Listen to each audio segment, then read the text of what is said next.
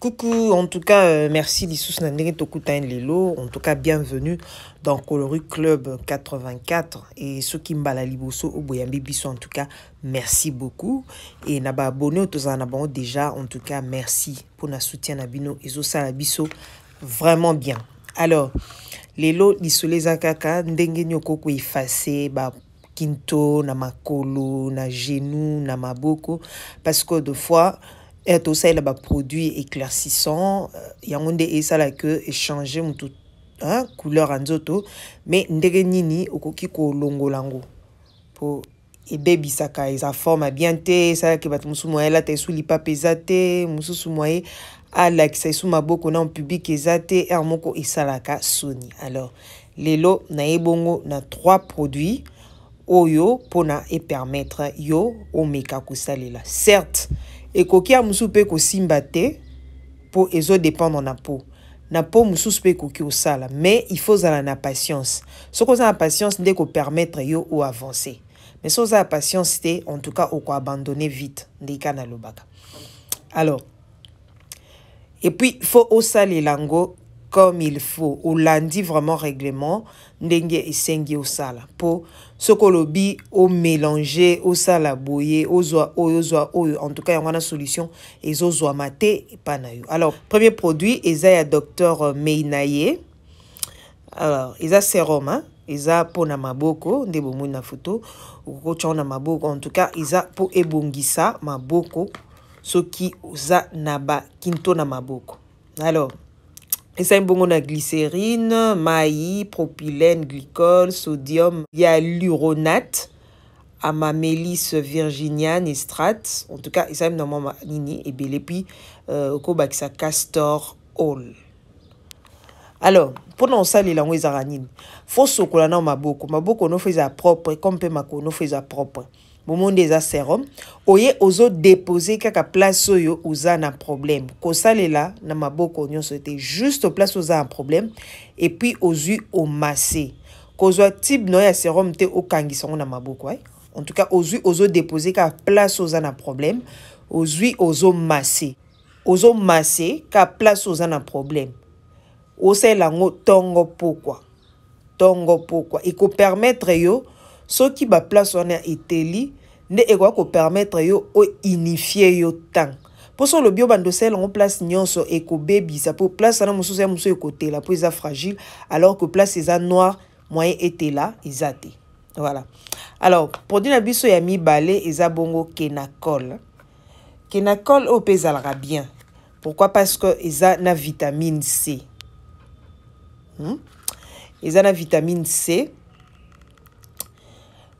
et ça bien parce que et quoi améliorer et quoi harmoniser temps temps na place où sali ba point noir et puis et quoi effacer ba tache wana nyonso. Alors pendant ça lango bien et sengaka ou mélanger na mafuta mais au le mélanger na mafuta non nyonso parce que c'est pas tous les corps où tu as les problèmes.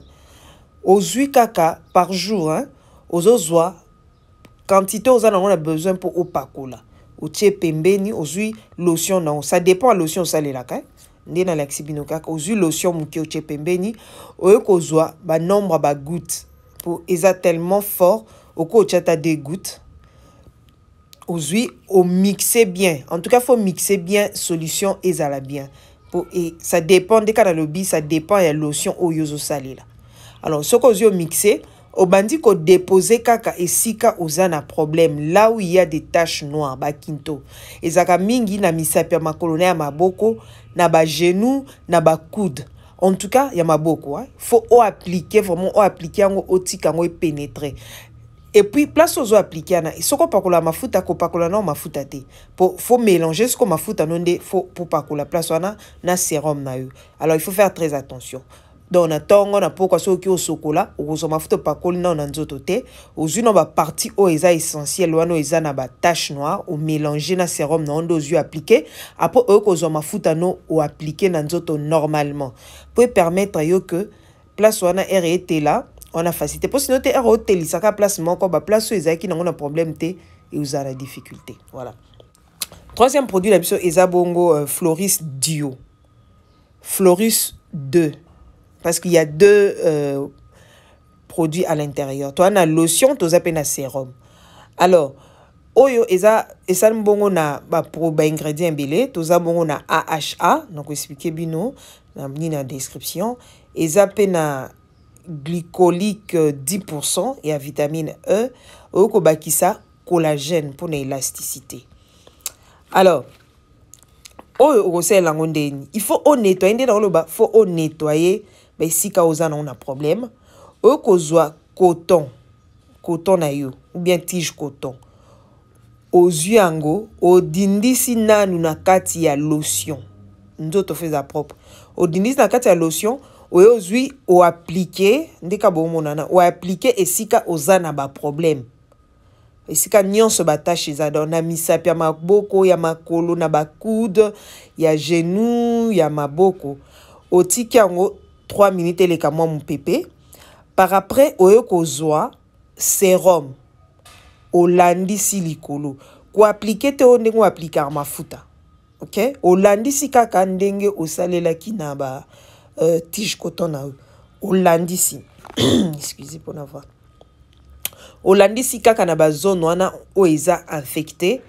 Donc, eze loko normalement après 10 jours pour eza efficace. Normalement après 10 11e jour eko osala. Ça dépend ya nzoto. Bon, eza mingi ndeka na ndoloba nzoto na nzoto ezaka na problème nango.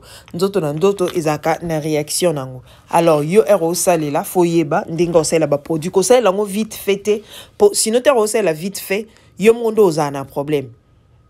En tout cas, faut ça la très attention. Alors, à quoi santé au s'abonner ndeka na loba so za besoin ba produit ba numéro na biso ezawana. So na barre à description en tout cas okokuta et puis obengi biso okozwa ba produit na yo. Mais pour na lelo to sukeli aw